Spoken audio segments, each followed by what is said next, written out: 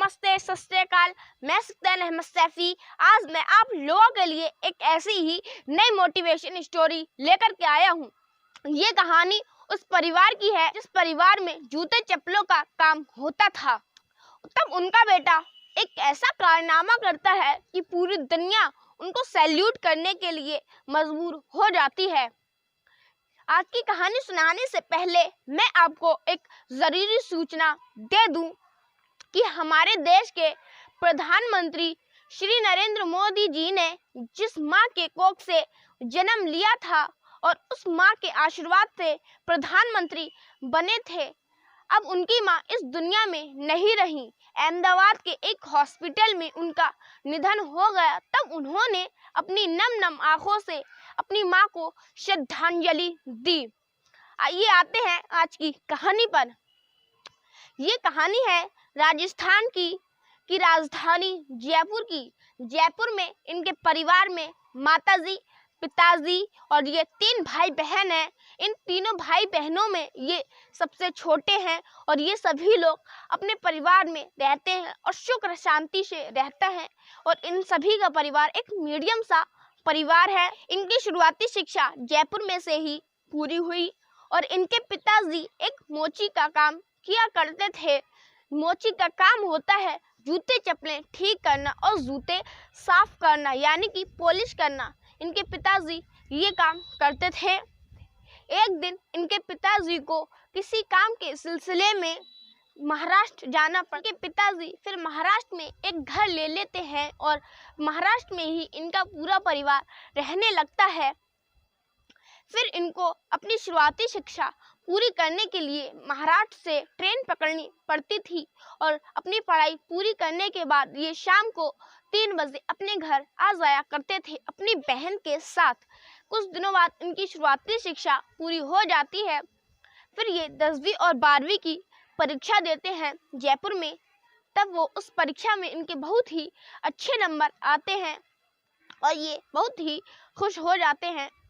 फिर इनके भाई जो होते हैं, जो इनके पिताजी के काम में मदद किया करते थे, वो अपनी पढ़ाई के सिलसिले में बाहर चले जाते हैं पढ़ाई पूरी करने के लिए।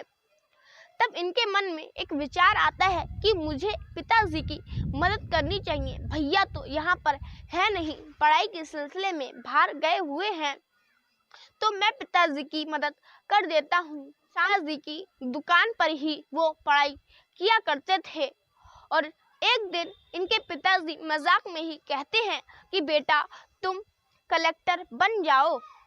तब वो अपने पिताजी की बात दिल पर ले लेते हैं और कलेक्टर बनने की ठान लेते हैं।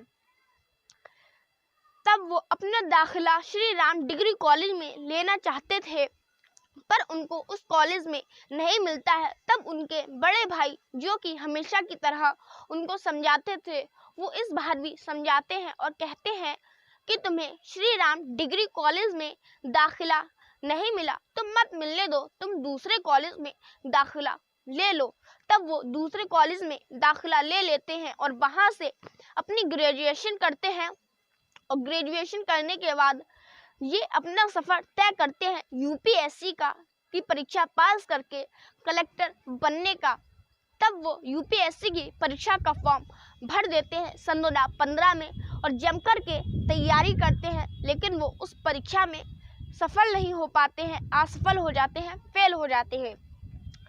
तब वो साल सन 2016 में दोबारा से परीक्षा देते हैं, लेकिन तब वो उस परीक्षा में सफल हो जाते हैं, लेकिन उनकी रैंक 226 मिलती है। तब वो उस रैंक से संतुष्ट नहीं होते हैं और जो उस रैंक से पद मिला था उससे भी संतुष्ट नहीं होते हैं, लेकिन वो पास होने की खुशी में खुश तो होते हैं, पर वो उस रैंक से संतुष्ट नहीं होते हैं। तब वो साल 2017 में फिर कहते हैं कि अब मैं दोबारा से परीक्षा दूंगा और एक कलेक्टर बनकर के ही रहूंगा। तब वो साल 2017 में मन लगा कर के दिलो जान से तैयारी करते हैं और बहुत सारे नोट्स बनाते हैं, टेस्ट देते हैं। तब आखिरकार वो दिन भी आ जाता है जब वो यूपीएससी की परीक्षा देने जाते हैं। तब वो उस परीक्षा में सफल हो जाते हैं और तब वो अपने घर पर आकर के इंटरव्यू की तैयारी करना शुरू कर देते हैं। फिर वो इंटरव्यू देने जाते हैं, तब वो उस इंटरव्यू में सफल हो जाते हैं और तब वो अपने घर पर आते हैं, अपने माता पिता को बधाई देते हैं कि पिताजी और माताजी, मैं अब एक कलेक्टर बन गया हूँ और यूपीएससी की परीक्षा मैंने सफल यानी कि पास कर ली है। तब उनके पिताजी कहते हैं कि बेटा, मैंने तो तुमसे मजाक में कहा था, लेकिन तुमने ये बात अपने दिल पर लेकर के हमारा सपना साकार करके दिखाया है और हमारे देश का नाम रोशन करा है।